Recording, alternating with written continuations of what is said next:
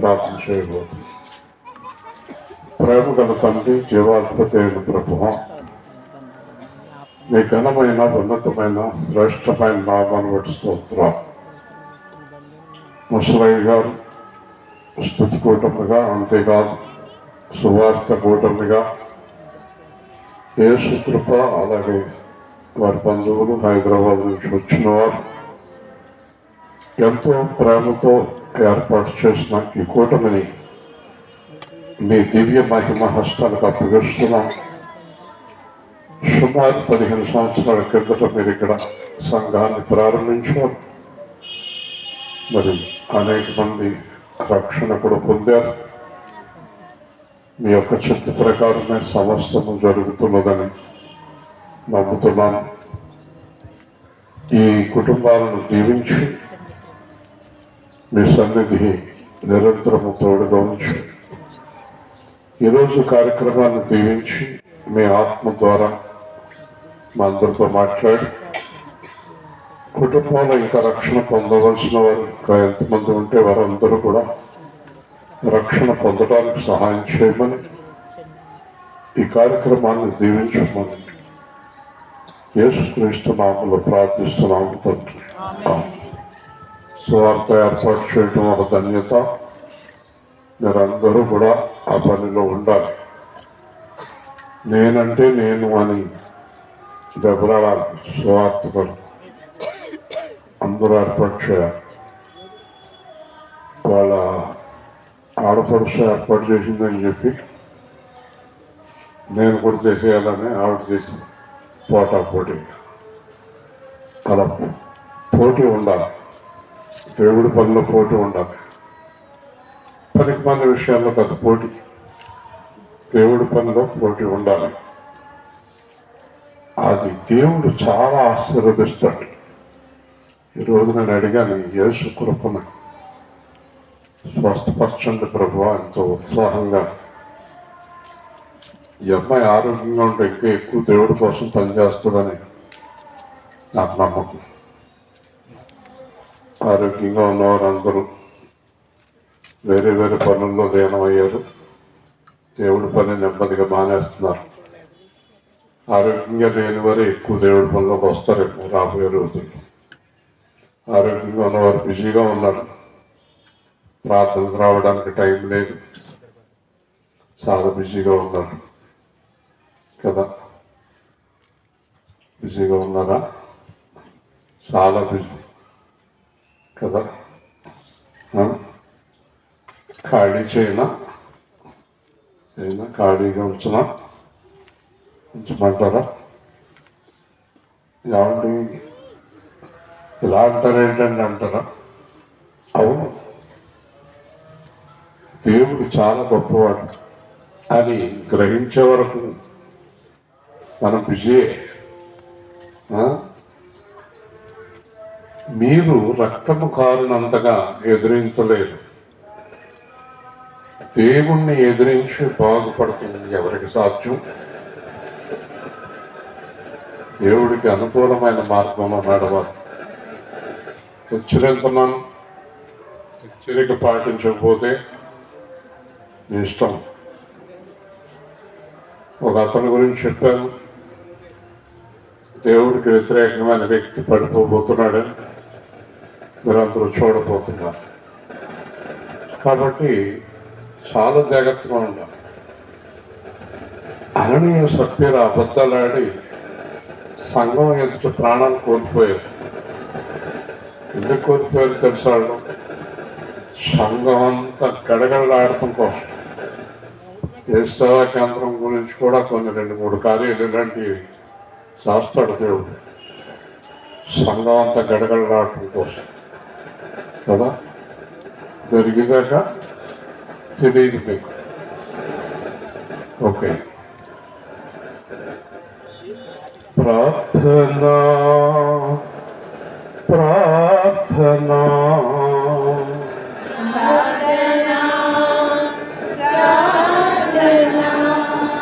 యేసు చేసిన ప్రార్థనా, యేసు చేసిన ప్రార్థనా పరలోక రాజ్యపు ప్రార్థన.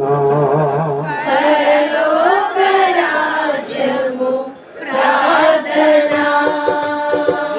మారు మనస్సు గూర్చిన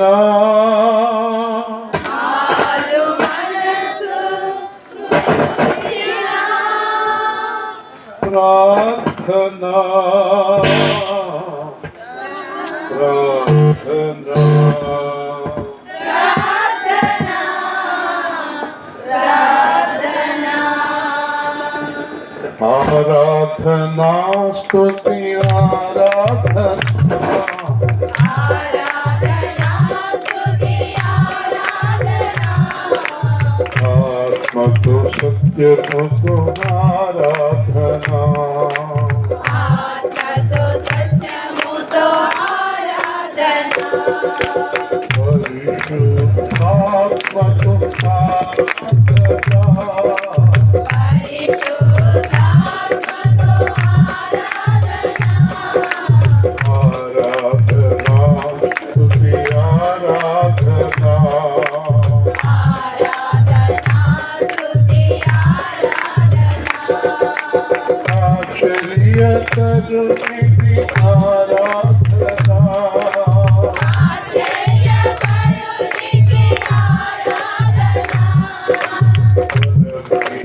దేవునికి ఆరాధనా. బలమైన దేవునికి ఆరాధన.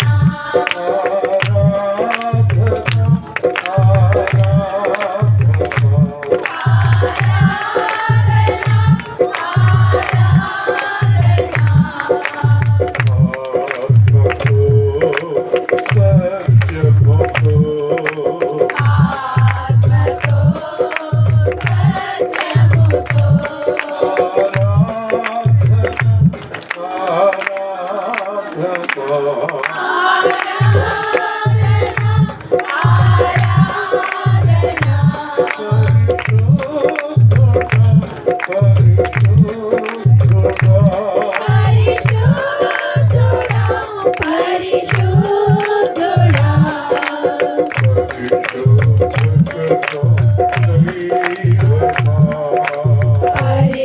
పరిశుద్ధతలో దైవమా.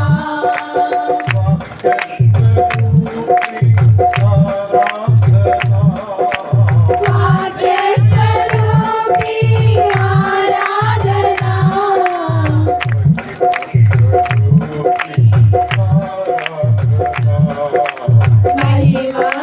మహిమస్వరూపి ఆరాధన.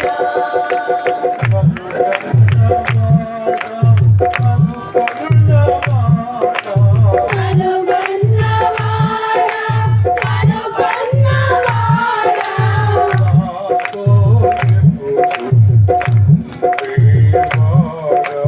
నాతో ఎప్పుడు ఉండేవాడా. ఆరాధనా స్తుతి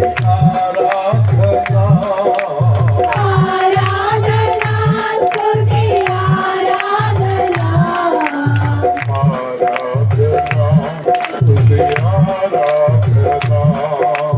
ఆరాధనా స్తుతి ఆరాధన.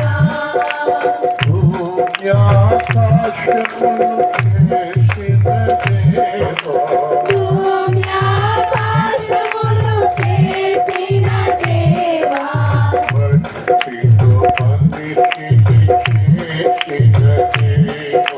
భక్తితో మనిషిని చేసిన దేవా.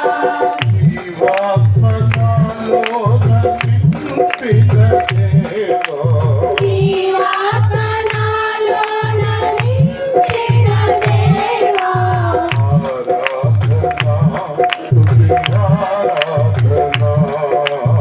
ఆరాధనా స్తుతి ఆరాధన.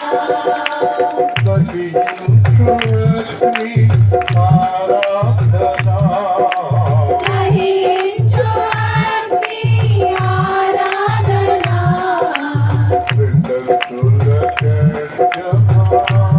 Thank you.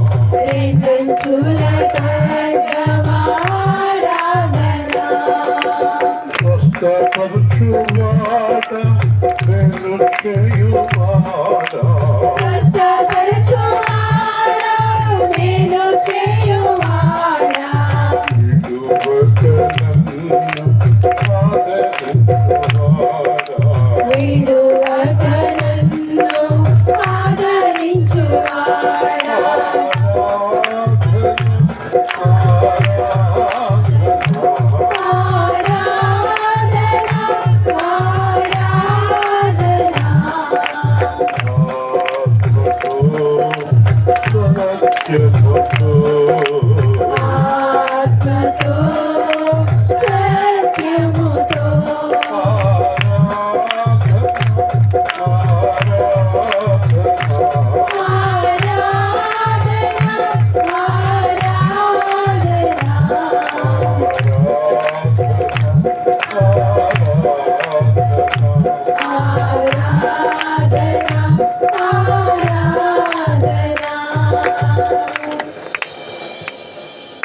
అందరూ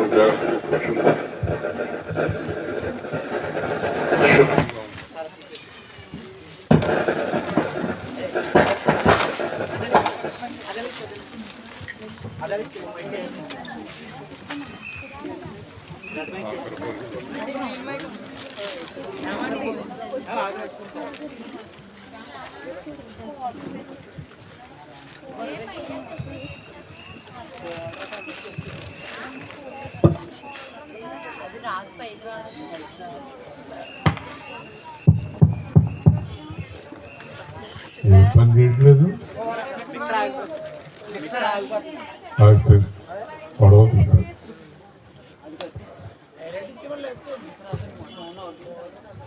నీ మిక్సర్లో పెట్టావా?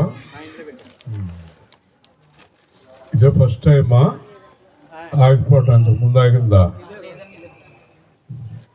ఏంటి కారణం ఏంటి?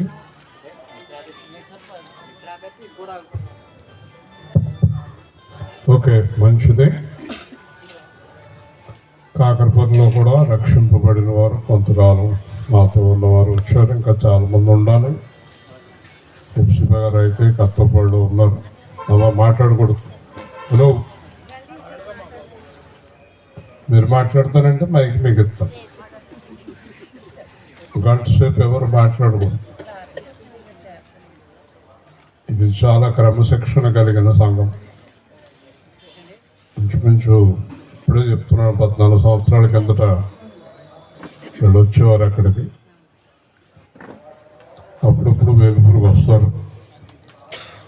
వాక్యం ఎప్పుడు కూడా ఒకే రీతిగా ఉంటుంది.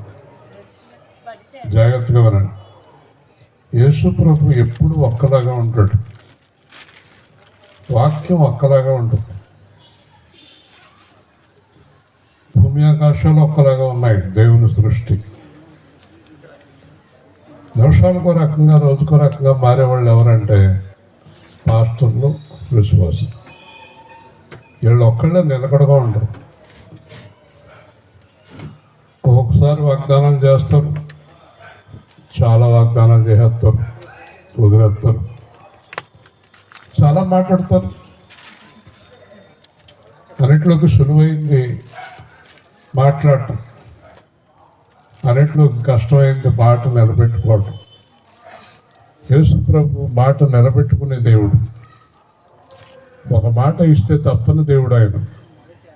గొప్ప దేవుడు ఆయన. ఏదన్నా ఒక మాట ఇచ్చాడంటే తప్పడం. అద్భుతమైన దేవుడు, ఆశ్చర్యకరమైన దేవుడు ఆయన. మనకు వాక్యం ఇచ్చాడు. వాక్యం పరలోకంలో ఉండేదట. ఆ వాక్యం శరీరధారిగా మన మధ్యలోకి వచ్చాడు. ఈ రోజున చాలామందికి యేసు ప్రభు అంటే మార్గం అని తెలియదు, దేవుడు మాట అని తెలియదు, దేవుని లోకం అని తెలియదు, దేవుడు అని తెలియదు. యేసు ప్రభుని ఒక మతం కింద చూసుకుంటూ జీవిస్తున్నారు. మీ మతం వేరు, మా మతం వేరు, మీరు నమ్ముకున్న దేవుడు వేరు, మేము నమ్ముకున్న దేవుడు వేరు. అది దేవుడనంటే ఇది దేవుడనంట. దేవుళ్ళు లేరు, దేవుడు ఒక్కడే. దేవుడు ఒక్కడే అంటానికి గొప్ప సాక్ష్యం ఒకటి ఉంది. అదేంటో తెలుసా? మనమే. ఏ విధంగా మానవులందరూ ప్రపంచంలో ఏ దేశం వెళ్ళినా రకరకాలుగా ఉన్నారా, ఒక్కలాగా ఉన్నారా? అమెరికా వాళ్ళకి 3 కళ్ళు ఉన్నాయా, 3 చేతులు ఉన్నాయా? చెప్పండి. వేరే దేశాల్లో ఉన్నవారు వేరే విధంగా ఉన్నారా? లేరు, అందరూ ఒక్కలాగా ఉన్నారు. కాబట్టి దేవుడు ఒక్కడే, మానవుడు ఒక్కడే. కాబట్టి బైబిల్ ఏం చెప్తుంది? దేవుడికి మానవుడికి మధ్యవర్తిగా మానవ రూపంలో దేవుడు వచ్చాడు. ఆయన యేసుక్రీస్తు. హల్లెలూయా. యేసుక్రీస్తు ఎవరు? దేవుడు, మనిషి కాదు. మానవ రూపంలో వచ్చిన దేవుడు ఆయన. కాబట్టి ఇప్పుడు ఈయన విశ్వయ్య గారు రక్షణ పొందారా? ఓకే. రక్షణ పొందిన వాళ్ళందరి గురించి దేవుడు కొన్ని మాటలు బైబిల్లో చెప్పాడు. ఈ మాటలు మనకెంతో ఆదరణ కలిగిస్తాయి. రక్షణ పొందిన వారి గురించి దేవుడు చెప్పిన మాట జాగ్రత్తగా విందాం. యోహాను సువార్త 14వ అధ్యాయం. బైబిల్లో ఉన్న వాళ్ళందరూ బైబిల్ తీసి చూడండి. లేని వాళ్ళేమో ఇటువైపు చూడండి. ఎన్ని వాళ్ళు వచ్చి వాళ్ళు చూడకండి. శ్రద్ధగా దేవుడు మాటలు వినండి. ఇప్పుడు ఏదో గొడవ మనకి, కొంతసేపు దేవుడు గొడవలో ఉందాం.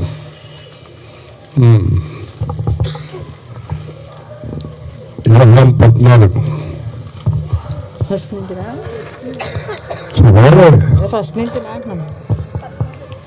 మీ హృదయమును కలవరపడనీయకుడి. దేవుని యందు విశ్వాసం ఉంచుచున్నారు, నా యందును విశ్వాసం ఉంచుడి. నా తండ్రి ఇంట అనేక నివాసములు కలవు, లేని ఎడల మీతో చెప్పుదును. మీకు స్థలము సిద్ధపరచి వెళ్ళుచున్నాను. నేను వెళ్ళి మీకు స్థలము సిద్ధపరిచిన ఎడల నేనుండు స్థలములో మీరును ఉండులాగున మరలా వచ్చి నా యొద్ద ఉండుటకు మిమ్మల్ని తీసుకుని పోవుదును. నేను వెళ్ళుచున్న స్థలమునకు మార్గము మీకు తెలియనని చెప్పాను. అందుకు తోమా, ప్రభువా, ఎక్కడికి వెళ్ళుచున్నావో మాకు తెలియదే, ఆ మార్గం ఎలాగో తెలియని ఆయన అడుగుగా, యేసు, నేనే మార్గమును సత్యమును జీవమును, నా ద్వారానే తప్ప ఎవడును తండ్రి యొద్దకు రాడు. మీరు నన్ను ఎరిగి ఉంటే నా తండ్రినే ఎరిగి ఉందురు. ఇప్పటి నుండి మీరు ఆయన ఎరుగుదురు, ఆయనను చూసి ఉన్నారని చెప్పాను. అందుకు ఫిలిప్పు, ప్రభువా, తండ్రిని మాకు కనపరచుము, మాకు అంతే చాలని ఆయనతో చెప్పగా, యేసు, ఫిలిప్పు, నేను ఎంతకాలం మీ వద్ద ఉండినను నీవు నన్ను ఎరుగవా? నన్ను చూచినవాడు తండ్రిని చూచి ఉన్నాడు గనక తండ్రిని మాకు కనుపరచమని ఎలా చెప్పుచున్నావు? తండ్రి యందు నేనును నా యందు తండ్రి ఉన్నామని నీవు నమ్ముటలేదా? చాలండి, జాగ్రత్తగా వినండి. ఈ పాటను చూస్తే కనుక యేసు ప్రభువుని నమ్ముకున్న వారికి ఒక స్థలం ఉంది. అది ఎక్కడుంది? దేవుడి దగ్గర ఉంది. విను, దేవుడి దగ్గర ఉంది ఆ స్థలం. యేసు ప్రభువుని నమ్ముకోని వారికి ఒక స్థలం ఉంది. అదొక స్థలము, అది వేదనకరమైన స్థలము, పాపాత్ములు ఉండే స్థలము, పాపము నుండి విడుదల పొందని వారి స్థలము. యేసు ప్రభువుని నమ్ముకున్న వారికి ఒక స్థలం ఉంది. అది పరిశుద్ధ స్థలము, దేవుని స్థలము, దేవుని లోకము. నమ్మకం లేని వారికి ఒక స్థలం ఉంది, వేదనకరమైన స్థలము. ఒక ధనవంతుడు చచ్చిపోయాడు, ఒక పేదవాడు చనిపోయాడు. పేదవాడు యేసుప్రభుని నమ్ముకున్నాడు, ధనవంతుడు యేసుప్రభుని నమ్మలేదు, ధనాన్ని నమ్ముకున్నాడు. ధనాన్ని నమ్ముకున్నవాడు ఒక స్థలానికి వెళ్ళాడు, యేసుప్రభుని నమ్ముకున్నవాడు ఒక స్థలానికి వెళ్ళాడు. యేసు ప్రభువు నమ్ముకున్నవాడు వెళ్ళిన స్థలము చాలా బాగుంది అక్కడ. కానీ ధనవంతుడు వెళ్ళిన స్థలము నిత్యము మండుచున్న అగ్నిగుండంలా ఉంది. కాలిపోతున్నాడు అక్కడ. అయ్యో నేను కాలిపోతున్నాను అన్నాడు. కాలిపోతున్న వ్యక్తి పైన ఉన్న అతను చూశాడు, అయ్యో అతను భలేగా ఉన్నాడే. అప్పుడు అంటాడు, నాకు ఒక నీటి పట్టు పంపించండి అని అడుగుతాడు. ఇక్కడ అక్కడ రావటం కుదరదబ్బాయి, మధ్యలో పెద్ద అగాధం ఉందని చెప్తాడు. కాబట్టి యేసుప్రభుని నమ్ముకున్న వారికి ఒక స్థలం ఉంది, నమ్మని వారికి ఒక స్థలం ఉంది. ప్రతి ఒక్కరు కూడా నరకానికి వెళ్ళకూడదని కోరుకుంటారు, దేవుడి దగ్గరికి వెళ్ళాలని కోరుకుంటారు. పాపములో ఉండి పాపములో చనిపోయిన వారు అందరూ వెళ్ళేది నరకానికి. పాపములో ఉండేవారు ఎవరు కూడా దేవుని లోకానికి వెళ్ళడానికి అవకాశం లేదు. మరి పాపము ఎలా పోతుంది?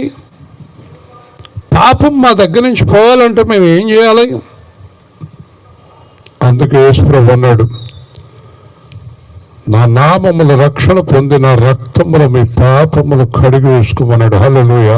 పాపాలు కడిగి వేసుకోవాలి. పాపాలు కడిగి వేసుకోవటానికి యేసు ప్రభు 2000 సంవత్సరాల కిందట రక్తాన్ని చిందించాడు. ఇది ఎవరికంటే పాపాలు కడిగి వేసుకున్న వారికి స్థలం ఇది. పాపాలు లేని వారికి స్థలం ఇది. పాపంలో ఉన్నవారి స్థలం కాదు ఇది. ఆయన అంటున్నాడు, మీ హృదయాలు కలవరపడకండి. ఎవరు కలవరపడక్కర్లేదు? ఎవరు కలవరపడక్కర్లేదు? యేసు ప్రభువుల రక్షణ పొందినవారు కలవరపడవలసిన అవసరం లేదు. హల్లెలూయా. ఎందుచేత కలవరపడక్కర్లేదు? నరకానికి వెళ్ళరు, దేవుడి లోకానికి వెళతారు, దేవుడి రాజ్యంలో ఉంటారు. కానీ లోకంలో చాలామంది కలవరాలు ఎందుకంటే డబ్బు కోసం, తిండి కోసం, సుఖం కోసం, మెడల కోసం, మిద్దెల కోసం, ఎన్ని కలవరాలు. కానీ దేవుడి పిల్లలకి ఆ కలవరాలు ఉండకూడదు. అందుకే ఏమి ఉన్నా ఏమి లేకున్నా నాకు యేసు ఉంటే చాలు. హల్లెలూయా, హల్లెలూయా. యేసు ఉంటే చాలు కలుగునయ్యా మేలు, నీకున్న బాధలని తొలగిపోతాయి.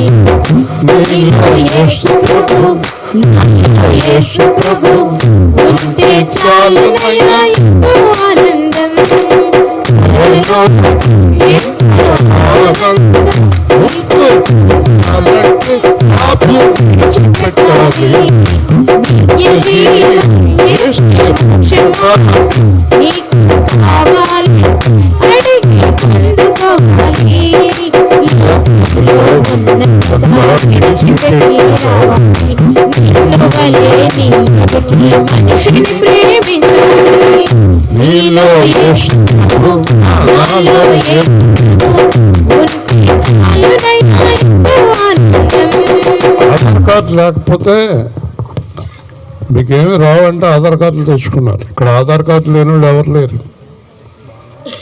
బ్యాంక్ అకౌంట్ లేకపోతే పెన్షన్ రాదంటే బ్యాంక్ అకౌంట్ తీసుకుంటున్నారు.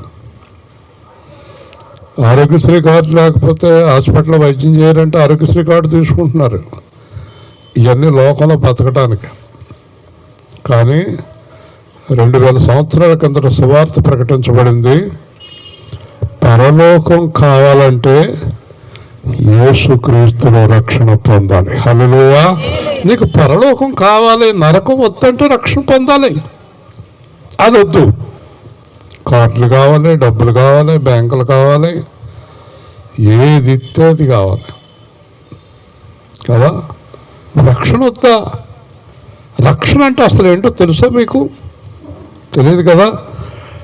ఇప్పుడు ఈ ముసలయ్య గారు చనిపోయారు, మన మధ్యలో లేడు. ఆత్మ చనిపోయిందని చెప్పగలరా మీలో ఎవరైనా? చెప్తారా? మాట్లాడండి. ఆత్మకు మరణం ఉందా? లేదు. ఎక్కడ పోయింది ఇప్పుడు ఆత్మ? దేవుడి దగ్గరికి వెళ్ళింది. హల్లెలూయా. రక్షణ అంటే ఆత్మకే, శరీరానికి కాదు. శరీరము మన్నైపోవును అన్నాడు దేవుడు. కాలుతారో పూడుతారో ఏదో ఒకటి చేస్తారు. వచ్చిన వాళ్ళు చూస్తానే ఉంది ఆవిడ. దేవుడు మాట్లాడలేదు. ఆవిడ ఎందుకు వచ్చిందో తెలదు నాకు. ఆవిడే ఆడావిడే. ఆవిడ చీర కట్టుకుంది, నువ్వు చీర కట్టుకున్నావు. కథ రంగు వేరు. తర్వాత అడిగింది కానీ చీర కొట్లో కొంత. ఏం చేయాలండి బాబు మనుషులకి? వినండి దేవుడి మాటలు. కాబట్టి ఆత్మకు రక్షణ ఇవ్వటానికి దేవుడు ఈ లోకానికి వచ్చాడు. ఆత్మను నరకంలో పడేసి కాలుస్తాడు. ఏమండి ఆత్మ ఎలా కాలుతుందండి? అది కూడా బైబిల్లో చెప్పాడు. కాలడానికి సపరేట్గా శరీరాన్ని ఇస్తాడు, మళ్ళీ కాలుతానికి. ఈ ఆత్మ వెళ్ళి నరకంలో పడి ఎప్పుడు కాలుతూనే ఉంటుంది యుగ యుగాలు. ఎందుకంటే పాపములో చనిపోయిన ఆత్మ, పాపము నుండి విడిపించబడిన ఆత్మ, యేసుక్రీస్తులో రక్షణ పొందిన ఆత్మ. కాబట్టి దేవుడు అంటున్నాడు, దేవుని యందు విశ్వాసం ఉంచారు, నా యందు విశ్వాసం ఉంచండి. నా తండ్రి ఇంట అనేక నివాసములు కలవు. దేవుడు అంటున్నాడు, యేసు ప్రభువు, ఇక్కడ స్థలాలు, ఇక్కడ పొలాలు, ఇక్కడ తిండి, ఇక్కడ ఇళ్ళు, ఇక్కడ గోల అత్తమానం పెట్టుకోకండి. దాని గురించి చచ్చిపోకండి. స్థలాల గురించి పొడి చేసుకుని, బంగారాల గురించి మోసం చేసేసుకుని, అన్నదమ్ములు కొట్టేసుకుని, అక్క చెల్లెలు కొట్టేసుకుని, చంపేసుకుని. ఒక చెల్లెల్ని అక్క చంపేసింది ఆస్తి కోసం అనుకోండి, అనుకుందాం. చెల్లెలు చచ్చిపోయింది, అక్క ఆస్తి కోసం చెల్లెలు చంపేసింది అనుకుందాం. ఈ ఆస్తి కోసం చెల్లెలు చంపేసింది చస్తుందా లేదా? తర్వాత చెప్పండి, చస్తుంది కదా. మరి దీనికి నేను చస్తానన్న బుద్ధి ఉంటే చెల్లెలు చంపుతుందా? చెరుకు ఆరాకరం తీసుకుందామా అంటారు కదా, బుద్ధి కలిగింది అయితే. కాబట్టి అందరూ చేస్తారు. ఈ రోజున లక్షల కోట్లు సంపాదించేశారు, వాళ్ళు చేస్తారు. వేల కోట్లు సంపాదించారు, వాళ్ళు చేస్తారు. 100 రూపాయలు సంపాదించారు, వాళ్ళు చేస్తారు. కానీ చచ్చిన తర్వాత న్యాయాధిపతి దగ్గరికి వెళ్ళి నిలబడాలి. హల్లెలూయా. చేసిన ప్రతి పాపానికి ఆయనకి సమాధానం చెప్పాలి. ఇవాళ బాగానే ఉంటుంది పాపం చాలా రుచిగా ఉంటుంది, పాపం చాలా టేస్ట్గాను ఉంటుంది, పరిశుద్ధత చేదుగా ఉంటుంది. దేవుడు అంటున్నాడు, ఈ లోకంలో ఉండే వాటిపైన మీ హృదయం పెట్టుకోకండి. ఒక రోజున మా బంధువులతో అన్నాను నేను, అన్నీ పోయినాయా అందావిడి. అంత సంతోషం నాకు, అన్నీ పోయినాయి అని. అన్నీ పోయినాయి కానీ స్థలం ఒకటి ఉందన్నాను. ఎక్కడా? బెంగళూరా, మద్రాసా, తడుకా? కాదు, పరలోకం అన్నాను. మాడిపోయింది. అది మాకు లేదేంటి అంత. నీకుంటే నాకు నన్ను ఎందుకు అడుగుతున్నావా నీ పోయినాయా అని? అన్నీ పోయినాయా అని నన్ను ఎందుకు అడుగుతున్నావు? ఎవరైనా ఆస్తుల గురించి, డబ్బుల గురించి, ఉద్యోగాల గురించి, జీతాల గురించి, నీకెంత ఉందో నాకెంత ఉందని యేసు ప్రభు పిల్లలు మాట్లాడుతున్నారంటే వాళ్ళంత దుర్మార్గులు లోకం ఇంకొకళ్ళు లేరు. దేవునిస్తాం. డబ్బు కోసం దేవుని మందిరానికి మానేసే వాళ్ళు ఎవరేళ్ళు? దేవుడి పిల్లలా? వీళ్ళకి డబ్బు ముఖ్యమైపోయిందా? డబ్బుని ప్రేమించినావా నువ్వు? లోకాన్ని ప్రేమించినావా? నీకెంత ఉందో నాకెంత ఉందో వివరాలు కావాలా? నీకు ఎవరికి ఎంత ఉందో వివరాలు కావాలా?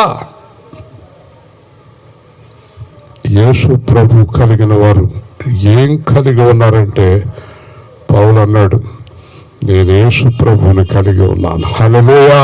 యేసు ప్రభుని ఎవరు కొనగలరు? ఎవరు విలువ పెట్టి ఆయన కొనగలరు? ఆయన రక్తాన్ని ఎవరు కొనగలరు?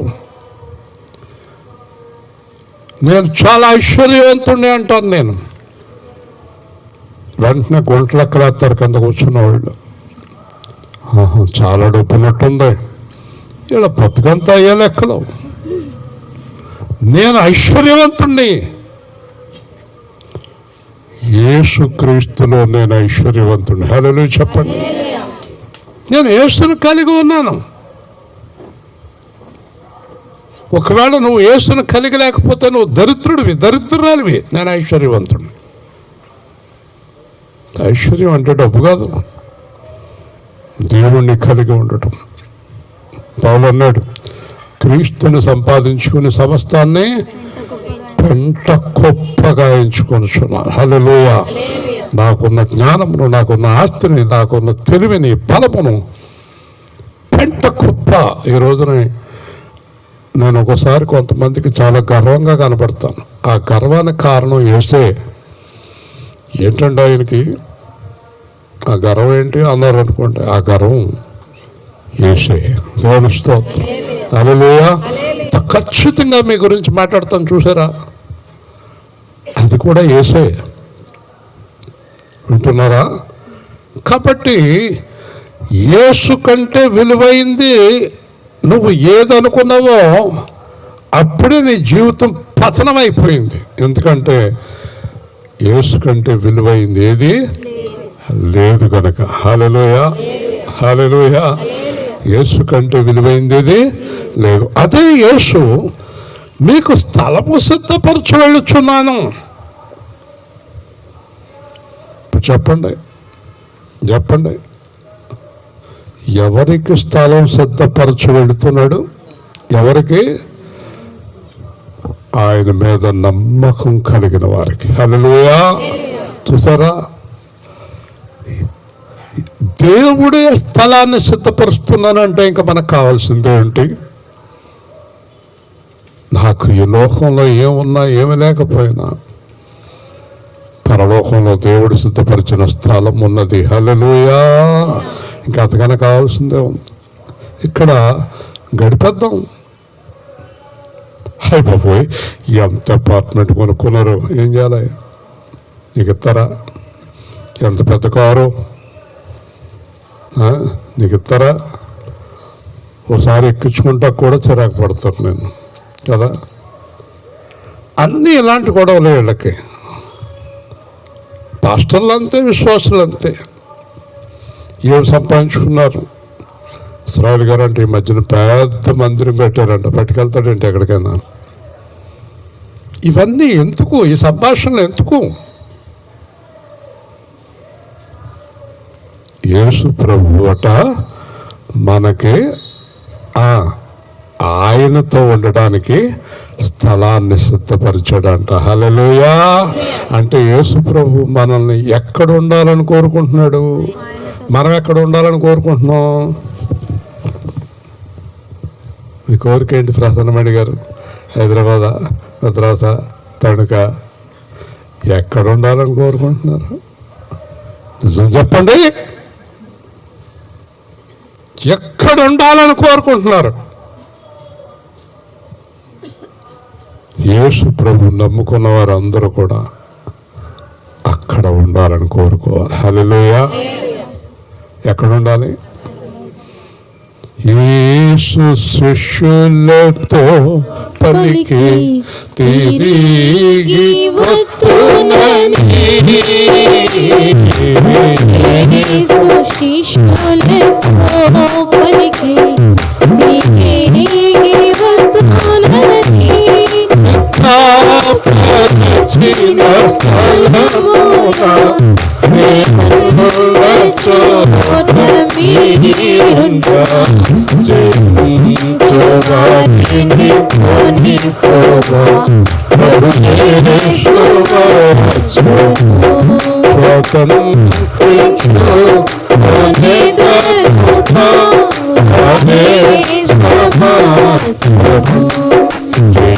జయించువారిని కొనిపోవా ప్రభు యేసువా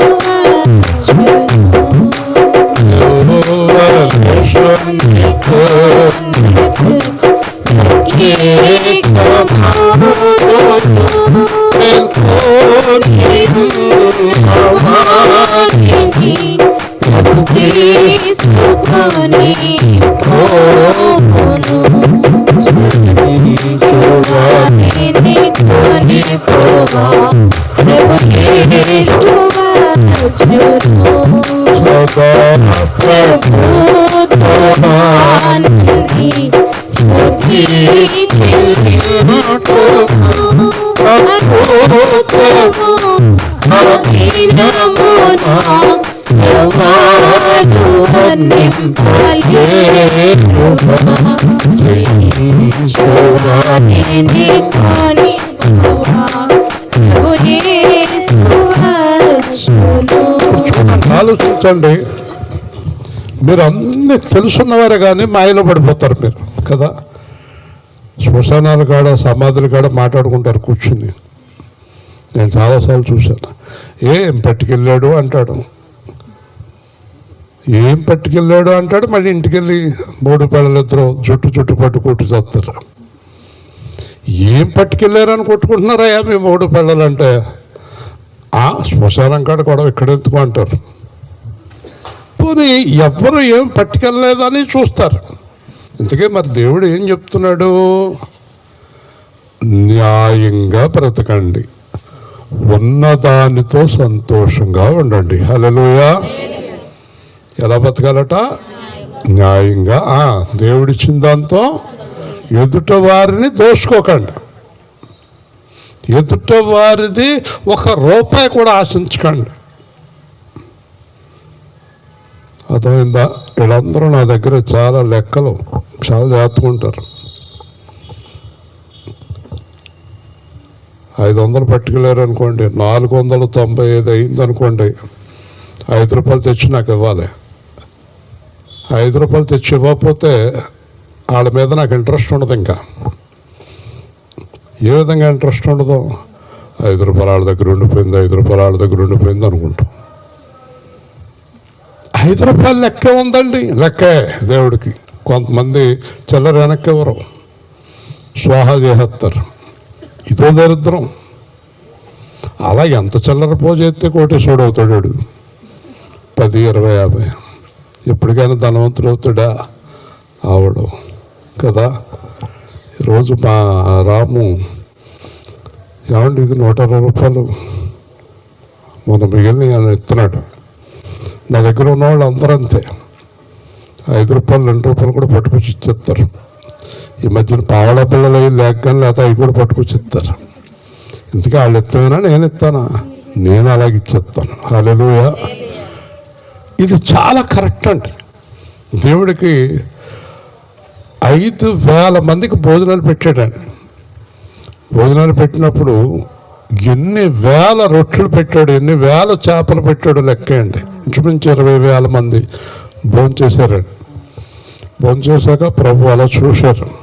చూస్తే అక్కడక్కడ రొట్టెలు చేపలు మిగిలిన్నాయి. 12 మందిని కేకేశాడు, ఎలా రండి అన్నాడు. మొత్తం అన్నీ ఎత్తండి అన్నాడు గంపల్లోకి. మనం చాలా ధనవంతులం కనుక పెద్ద బానయ్య అంటాం, ఈడు బాబు గారు సొమ్ములేగా. పోతే పోనయ్య అంటే దాడు బద్దలు కొడతాడు యేసు ప్రభు. ప్రతిదీ జాగ్రత్త చూసుకోవాలా. ఈ 12 గంపల నిండా ఎత్తారు రొట్టెలు చేపలు. మీరు ఇక్కడి నుంచి నెత్తి మీద పెట్టుకుని 12 గంపలు నడిచి ఊళ్ళోకి పట్టురండి అన్నాడు. హల్లెలూయా. వింటున్నారా? యేసు ప్రభు ఎంత స్ట్రిక్టో, చాలా స్ట్రిక్ట్. ఇప్పుడు ఇంతకీ 12 గంపలు ఎవరికి ఇచ్చాడు దేవుడు అని ఆలోచిస్తే, ఎవరింటికి పంపించాడు ఈ 12 గంపలు రొట్టెలు చేపలు అంటే, 5 రొట్టెలు 2 చేపలు ఇచ్చిన అబ్బాయికి ఇచ్చేయమన్నాడు 12 గంపలు. గట్టిగా దేవుని స్తోత్రం. అదండి, అర్థమైందా? బైబిల్లో ఒక మాట ఉంది, కొంచెములో నమ్మకముగా ఉంటివి నిన్ను అనేకమైన వాటిపైన నియమింతును. రూపాయలో నమ్మకం లేనోడు 100లో నమ్మకం ఉండడు, 1000లో ఉండడు, 1,00,000లో ఉండడు, కోట్లో ఉండడు. రూపాయిలో నమ్మకం లేని వాడు జీవితంలో ఎప్పుడూ 1,00,000 రూపాయలు చూడలేడు. హల్లెలూయా. జాగ్రత్త. దేవుడు చాలా పరీక్షిస్తాడు ప్రతిదీ కూడా. కోట్లు తగలేసాను నేను. నా మీద దేవుడు కోపం వచ్చేసింది. తర్వాత చాలా కాలం డబ్బులు ఇవ్వలేదు నాకు. 100, 50, 20, 10 రూపాయలు, 5 రూపాయలు ఇవ్వటం మొదలుపెట్టాడు. కానీ నేను ఏం చేశానంటే జాగ్రత్తగా పూజేత్తం మొదలెట్టాను. ఓ రోజు మా అబ్బాయి పైకి వచ్చాడు, నేను చాలా పనిలో ఉన్నాను. ఏంటి నాన్నగారు, ఏంటి మీరు చాలా పనిలో ఉన్నారని, ఉండరా మాట్లాడకని చెప్పన్నాను. ఇదేంటి మాట్లాడొద్దు అంటున్నాడు, ఏంటి ఏం చేస్తున్నారు అన్నాడు. 5 రూపాయల బిళ్ళ సౌభాగ్యంతో ఊరిపోయిందిరా అని ఎరుగుతున్నానా? మీరా 5 రూపాయల బిళ్ళ ఎరుగుతున్నారా? 5 రూపాయలు దేవుడు ఇచ్చిందిరా బాబు అన్నాను. ఆ నమ్మకాన్ని అంతా పరిశీలించాడు. 10,000 ఇచ్చి చూశాడు, 1,00,000 ఇచ్చి చూశాడు, 10 లక్షలు ఇచ్చి చూశాడు, 20 లక్షలు ఇచ్చి చూశాడు. ఇంకా వచ్చేడికి అనుకున్నాడు. హల్లెలూయా చెప్పండి గట్టిగా. అలా ఇస్తాడు ఆనందు. నమ్మకం లేకపోతే ఎవడో పర్ఫెక్ట్ ఖచ్చితంగా ఉండాలా కదా, ఖచ్చితంగా ఉండాలి. అలాంటి వారిని అంట నేను ఎంత ధన్యత ఒక్కసారి ఆలోచించండి. దేవుడంట మనల్నంట ఎప్పుడునంట ఆయనతో ఉండటానికి తీసుకువెళ్తాడంట. హల్లెలూయా. అసలు ఎంత సంతోషం అయిపోవాలండి మనకు ఈ దరిద్రపు లోకం కదా. ఓ రోజు ఈ పళ్ళం అంటూ ఉంటుంది, ఓ రోజు ఎడుతూ ఉంటుంది. ఈ మొగుడు ఓ రోజు సంతోషంగా ఉంటాడు, ఓ రోజు ఏడుతూ ఉంటాడు. నీ పిల్లలు చూడు, ఓ రోజు సంతోషం, ఓ రోజు ఏడుపు. వాడు చూడు ఎలా ఉన్నాడు, పట్ల ఇవ్వలేదు, ఎంత బాధగా ఉన్నాడు. ఒకరోజు ఏడుపు, ఒకరోజు నవ్వు. ఈ లోకంలో ఓ మాట చెప్పండి, మీలో ఎవరైనా లేచి నిలబడండి. నిలబడి నేను ఎప్పుడు సంతోషంగానే ఉండగలను అన్నవారు లేచి నిలబడండి. ఒకటి ఉంటారా? ఉండరు. 2 నేను ఎవరినైనా జీవితకాలం సంతోష పెట్టగలను అన్నవాళ్ళు లేచి నిలబడండి. ఇది లేదు, అది లేదు కదా, చెప్పండి. కానీ దేవుడు మనల్ని ఎప్పుడూ సంతోషంగా ఉంచగలడు. హల్లెలూయా. ఎప్పుడు సంతోషం ఆయన సన్నిధిలో, ఎప్పుడు ఆనందమే. ఒకసారి నేను కొన్ని ముఖాలు చూస్తాను, ఏమైందో తెలదు. అలాగనండి, అలాగంటారు. నాకు తెలిసిపోతుంది. వాళ్ళు సంతోషంగా ఉన్నప్పుడేమో సరే గారు అంటారు, సంతోషం నేను నవ్వండి, టైం ఉంది నవ్వండి, భోజనం చూస్తారా ఊరిని.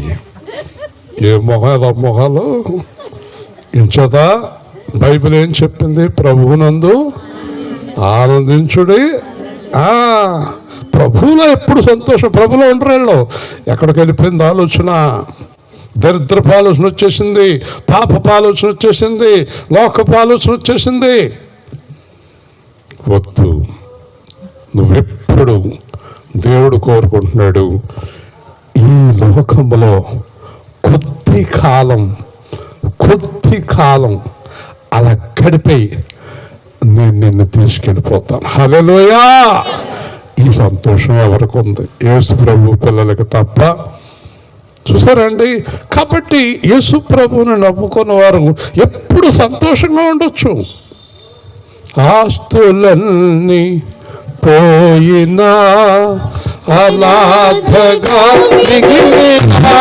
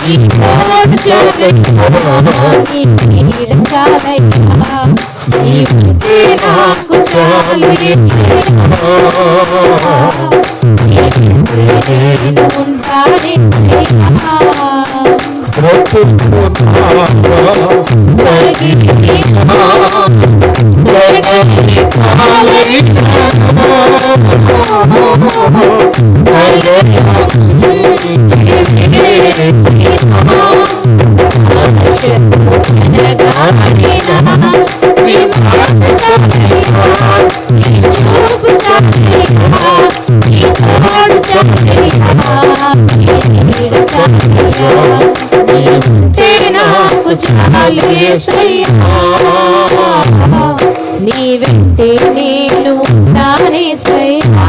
నీకు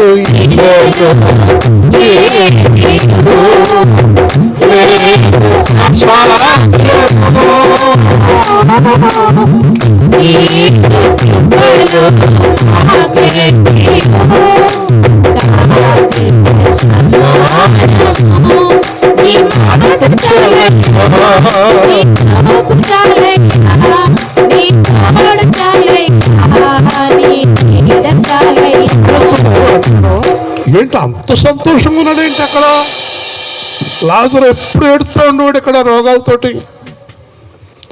మరి నేనేంటి ఇలాగ ఏడుస్తున్నాను అన్నాడు. అప్పుడు అబ్రహాం అంటున్నాడు, ఆ లోకంలో నువ్వు నీ ఇష్టం వచ్చినట్టు బ్రతికావు, లాజరు చాలా కష్టపడి దేవుడి కోసం బ్రతికాడు.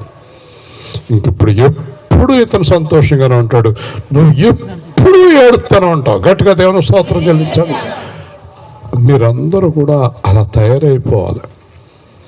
ఏం జరిగినా బాధపడకూడదు, ఏం పోయినా బాధపడకూడదు, ఏది వచ్చినా బాధపడకూడదు, ఏది పోయినా బాధపడదు. యెహోవా ఇచ్చిన యెహోవా తీసుకోను. దేని గురించి కంగారు పడకూడదు, కలవరపడకూడదని దేవుడు చెప్తున్నాడు. నేనున్నానని మనతో చెప్పినవాడు మనల్ని వదిలేవాడు కాదు, ఎప్పుడు మనతో ఉండేవాడు యేసు. హల్లెలూయా. నేనున్నానని చెప్పినవాడు సామాన్యమైనవాడు కాదు. మీకు తెలియటం లేదు, సామాన్యమైనవాడు కాదు. ఇందాక ఇంట్లో ఊరికి అలా కూర్చున్నాను, ఒక ఆవిడ 10,000 పట్టుకొచ్చింది. ఆ టైంలో అర్జెంటుగా ఏంటమ్మా అన్నాను. మరి ఈ మధ్యన బస్సుకి ఆటోకి అన్నీ ఖర్చు పెట్టేస్తున్నారు మీరు. బస్సుకి 60,000 దాకా అయింది, ఆటోకి 20,000 అయింది మొత్తం మీద. ఇవన్నీ ఎక్కడి నుంచి వస్తాయి? ఆవిడ చూడండి, దేవుడు వెళ్ళి నా కుమారుడికి 10,000 ఇచ్చిరా అన్నాడు, పట్టుకొచ్చింది. అలా చూస్తున్నారేంటి? ఇచ్చినవాడు ఎక్కడో ఉంది, చెప్పొద్దు అంటదేమో అని చెప్తలేదు. దేవుని స్తోత్రం చెల్లిద్దాం. హల్లెలూయా. ఇంకొక ఆవిడ 5,000 ఇచ్చింది. మరి ఆ బస్సులు వేసుకుని ఎలా వచ్చాం అనుకుంటున్నారు? బస్సు ఊరికే వచ్చేస్తా, దానికి చాలా గొడవ ఉంది కదా. వింటున్నారా? ఎందుకు చెప్తున్నాను తెలుసా? మనము యేసు ప్రభు కోసం జీవిస్తే కనుక ఇక్కడ మనకు కావలసిన అన్ని టైం ప్రకారం పంపిస్తాడు. హల్లెలూయా. ఎప్పుడో ఇచ్చిందనుకోండి, నాకు ఇప్పుడే అవసరం పట్టుకొచ్చింది కదండి. మీరు యేసు ప్రభు కోసం పరలోకం వెళ్తాను నేను, నాకు ఇదేం అక్కర్లేదంటే ఇస్తూనే ఉంటాడు, నీకు ఇస్తూనే ఉంటాడు. దావీదు యేసు ప్రభు దగ్గరికి వెళ్ళి ఒక ప్రార్థన చేశాడు, ఇంకా చాలు నాకు ఈ రాజ్యాలు చాలు, ఈ ధనం చాలు, ఎక్కువైపోయింది అన్నాడు. ఎక్కువైపోయిందంట ఆయనకి. మీరు ఎవరైనా ఎక్కువైపోయింది అన్నవాళ్ళు ఉన్నారా? ఒక మొహం లేదు. నాకు ఎక్కువైపోయింది అంటే దేవుడు అన్నాడు, దావీదు రేపొద్దున ఇంకో రాజ్యం ఇస్తున్నాను నీకు అన్నాడా? అమ్మ బాబు, అర్థమైందండి. మనం ఎక్కువైందనం ఎవరెవరు ఎప్పుడు తక్కువ మొహమే, మనకెప్పుడు తక్కువే. దేవుని స్తోత్రం. అది దేవుడికి అంత సంతోషం కలుగుతుంది. నేను ఎప్పుడు ఏదొచ్చినా ప్రార్థన చేస్తాను, ప్రభువా నువ్వు ఇచ్చింది నాకు సమృద్ధిగా ఉంది. హల్లెలూయా. ఓ స్థలం కొన్నాం, మేము చాలా సంతోషంగా ఉన్నాం. మేము ఈ స్థలం కొనుక్కున్నాం, చాలా సంతోషంగా ఉన్నాం ప్రభు అంటాం. పక్క స్థలం కొని అంటాడు, అయ్యి బాబు ఇదేం కూడా అనుకుంటాం. మళ్ళీ నేను ఇస్తాను కదయా అంటాడు. హల్లెలూయా. చెప్పండి, ఇప్పుడు చెప్పండి, మీరు తృప్తిగా ఉంటే దేవుడికి ఎంత సంతోషం కలుగుతుందో.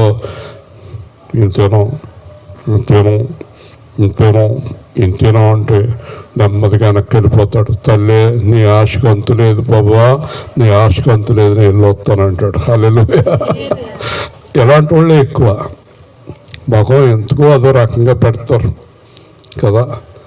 ఇప్పుడు ఇక్కడ యేసు ప్రభు రక్షణ పొందిన వాళ్ళు అందరూ చేయొద్దండి. యేసు ప్రభువులో రక్షణ పొందిన వాళ్ళు చేయొద్దండి. ఇంకా పొందలేదు చెట్టు కింద ఆయన.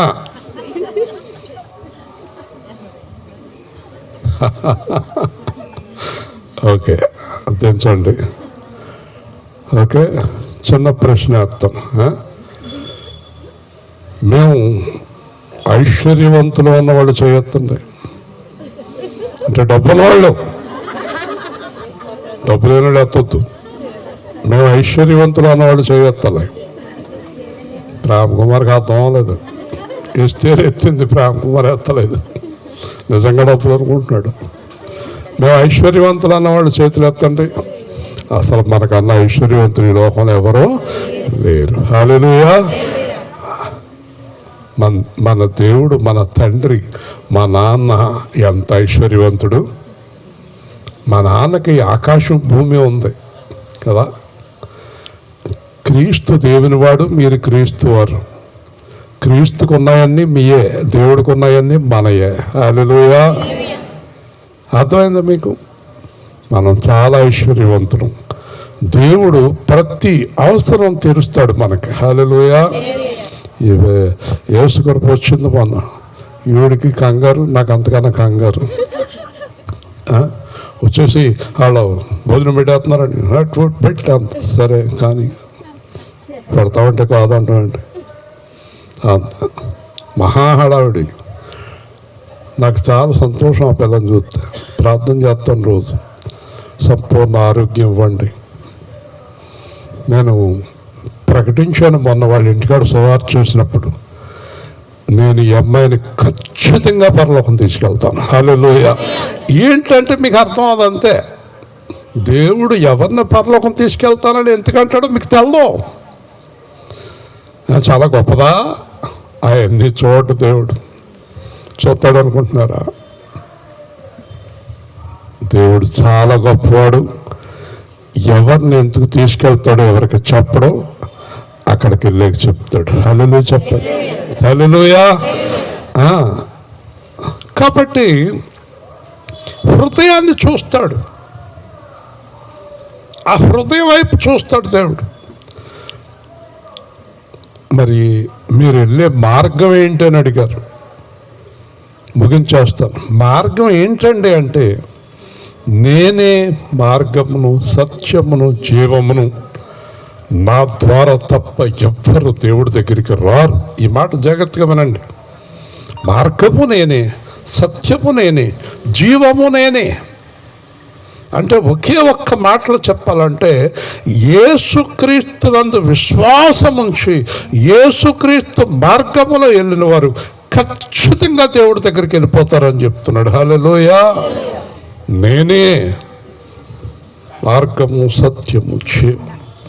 కాబట్టి మీలో ఇంకా నమ్ముకోని వారు ఉంటే తొందరగా నమ్ముకోండి, రక్షణ పొందండి. ఇది చాలా గొప్ప రక్షణ. ఇది పాప విమోచన రక్షణ. ఇది అద్భుతమైన రక్షణ. నేనే మార్గమును సత్యమును జీవమును. కాబట్టి మీరు నన్ను ఎరిగి ఉంటే నా తండ్రిని ఎరుగుదురు, ఇప్పటి నుంచి మీరు ఆయన ఎరుగుదురు. చూశారు.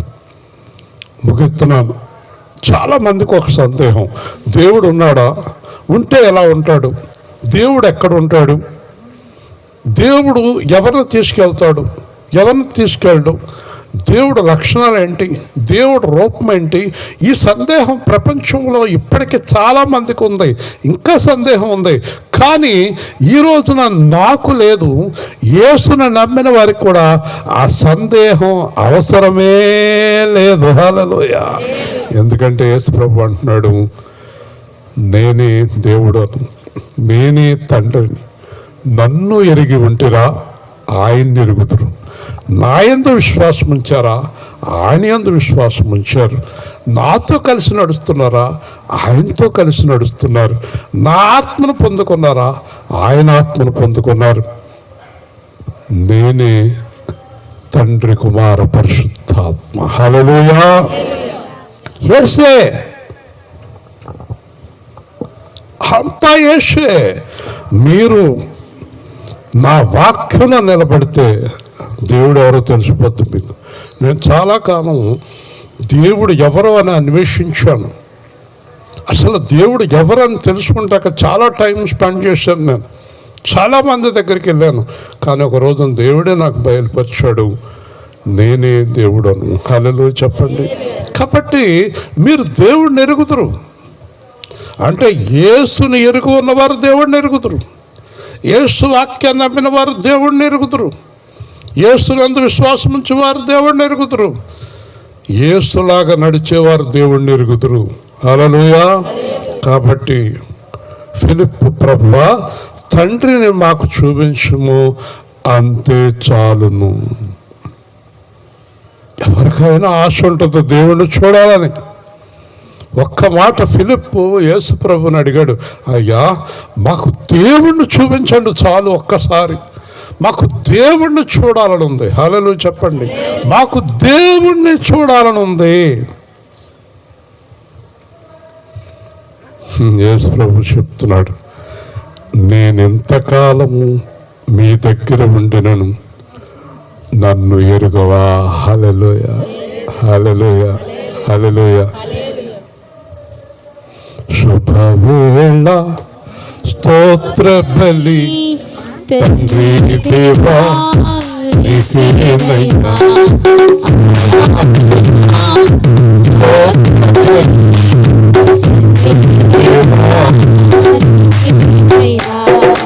తండ్రి